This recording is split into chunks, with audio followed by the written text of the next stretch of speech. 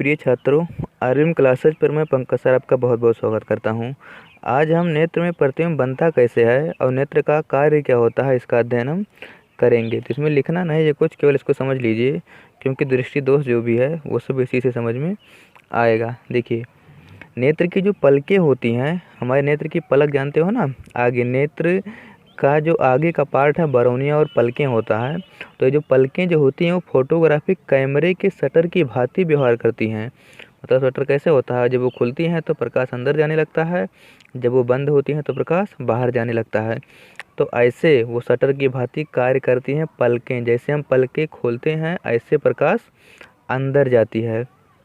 और वो जाती कहाँ कहाँ तक है, तो देखिए, पलकें खुलने पर वस्तु से आने वाला प्रकाश कार्निया पर पड़ता है। चित्र भी देख लीजिए, ये देखिए, ये ऊपरी पलक, ये निचली पलक, ये ऊपरी पलक, ये निचली पलक, ये ऐसे बंद होता है, ऐसे खुलता है। जैसे पलकें खुलती हैं तैसे जो प्रकाश होता है वो कार्निया पर पड़ता है। ये कार्निया है, कार्निया पर पड़ता है तथा कहाँ जाता है, ये जलीय ध्रुव से होकर के नेत्र तारा से होकर लेंस पर आपतित होता है।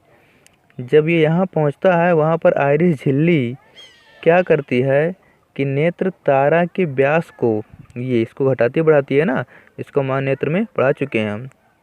तो आइरिस झिल्ली जो होती है वो नेत्र तारा के व्यास को इस प्रकार समंजित करती है कि, समंजित माने व्यवस्थित करती है कि तेज प्रकाश की वस्तु से सीमित मात्रा में, जैसे अगर तेज प्रकाश है तो उसको सीमित मात्रा में मतलब कम मात्रा में, तथा कम प्रकाशवान वस्तु से पर्याप्त मात्रा में प्रकाश नेत्र में प्रवेश करे। तो जैसे यहाँ पर नेत्र तारा अथवा पुतली में प्रकाश आती है तैसे आइरिस झिल्ली अपना काम प्रारंभ करती है। अगर प्रकाश की मात्रा ज़्यादा होती है तो जिसे छोटा कर देती है, और अगर प्रकाश की मात्रा कम होती है तो इसे बड़ा कर देती है। और इसके साथ ही ये जो सिलेरी पेशियाँ हैं, यहाँ का काम हो गया। उसके बाद कहाँ पहुँचती है प्रकाश, नेत्र लेंस में। तो जैसे नेत्र लेंस में पहुँचती है तैसे ही सिलेरी पेशियाँ लेंस के पृष्ठों की वक्रता त्रिज्या को घटा बढ़ाकर, इसकी जो वक्रता त्रिज्या होती है इसको हम घटा बढ़ाकर लेंस की फोकस दूरी को ऐसा समंजित करती हैं कि वस्तु चाहे दूर हो या निकट हो उसका प्रतिबिंब रेटिना पर बने। देखिए, ये क्या होता है, चाहे वस्तु दूर रखी होती है चाहे वस्तु पास रखी होती है, उन सबका प्रतिबिंब हम देख लेते हैं। लेकिन ये मालूम है कि लेंस के सामने अलग अलग स्थितियों पर रखी वस्तु का प्रतिबिंब अलग अलग बनता है।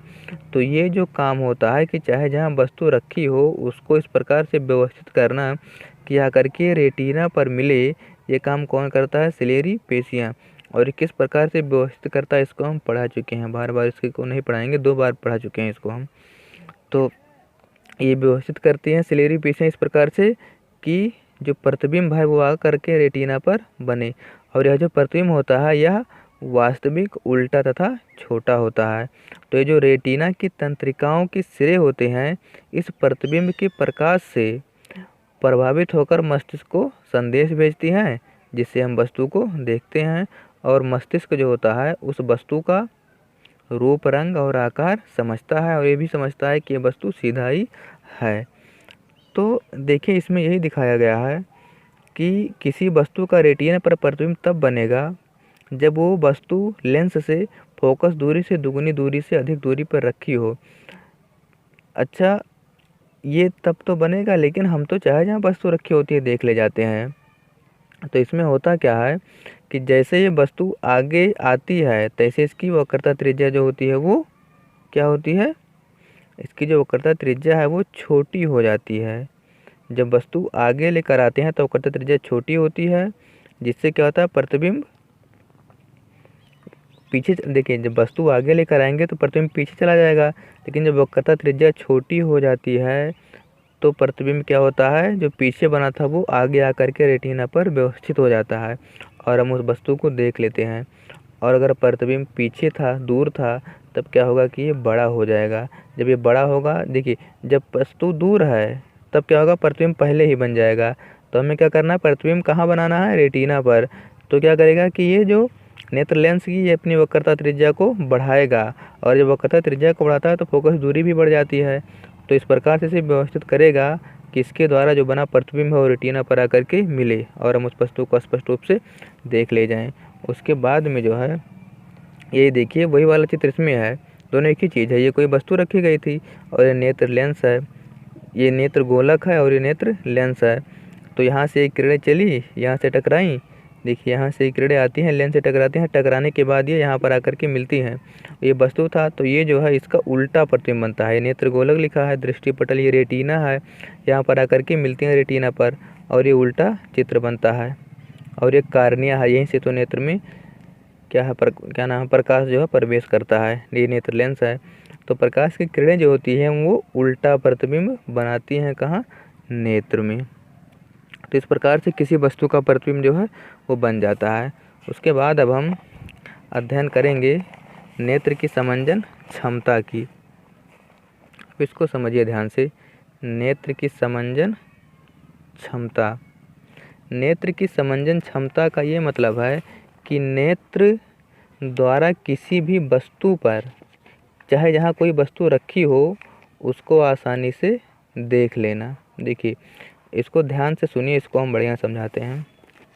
देखिए इसमें लिखा तो केवल इतना है कि नेत्र लेंस द्वारा अपनी फोकस दूरी को आवश्यकता अनुसार परिवर्तित कर लेने की क्षमता को हम समंजन क्षमता कहते हैं। तो ये तो मालूम है कि चाहे वस्तु नज़दीक रखी हो चाहे पास रखी हो, हम उसका प्रतिबिंब देख लेते हैं। और क्या होता है कि जो नेत्र लेंस होता है वो अपनी फोकस दूरी को आवश्यकता अनुसार घटाती और बढ़ाती है और घटा बढ़ा करके इस प्रकार से व्यवस्थित करती है कि वस्तु द्वारा बना प्रतिबिंब रेटिना पर जाकर के मिले, और जब रेटिना पर मिलता है तब हमें वो वस्तु दिखाई पड़ने लगती है। अच्छा, अब इसको विस्तार से समझिए। देखिए जब नेत्र अनंत पर स्थित किसी वस्तु को देखता है, अनंत माने बहुत दूर, जब नेत्र जो है वो अनंत पर स्थित किसी वस्तु को देखता है तो नेत्र पर गिरने वाली समांतर किरणें नेत्र लेंस द्वारा रेटिना पर फोकस हो जाता है। मतलब इसको चित्र में भी देखते रहिए। देखिए चित्र में जब अनंत पर कोई वस्तु रखी होती है, यहाँ पर मान लेते हैं अनंत है, अनंत पर जब कोई वस्तु रखी होती है नेत्र लेंस के सामने, तब ये उस समय ये जो सिलेरी पेशियाँ वो शिथिल होती हैं, मतलब अभी अपना काम प्रारंभ नहीं करती हैं और जो किरणें होती हैं वो जा कर के रेटिना पर मिलती हैं। देखिए अनंत से चलने वाली प्रकाश की किरण लेंस से अपवर्तन के पश्चात कहाँ जाती हैं, मुख्य फोकस से। तो यही तो मुख्य फोकस होता है नेत्र लेंस का। नेत्र लेंस का जो मुख्य फोकस होता है वो नेत्र लेंस और रेटिना के बीच की दूरी होती है। तो अगर अनंत पर प्रकाश की किरणें रहेंगी तो वो मुख्य फोकस पर यानी कि रेटिना पर जाकर के मिल जाएंगी। कब मिलेंगी, जब ये मुख्य फोकस पर होती हैं। लेकिन जैसे जैसे हम वस्तु आगे लेकर आएंगे वैसे वैसे क्या होगा कि प्रतिबिंब पीछे जाने लगेगा। तब अब हमें क्या करना है कि इसकी वक्रता त्रिज्या को घटाना है। तो जब इसके वक्रता त्रिज्या को घटाना है तो तुरंत ये जो सिलेरी पेशियाँ हैं ये अपना कार्य प्रारंभ कर देती हैं।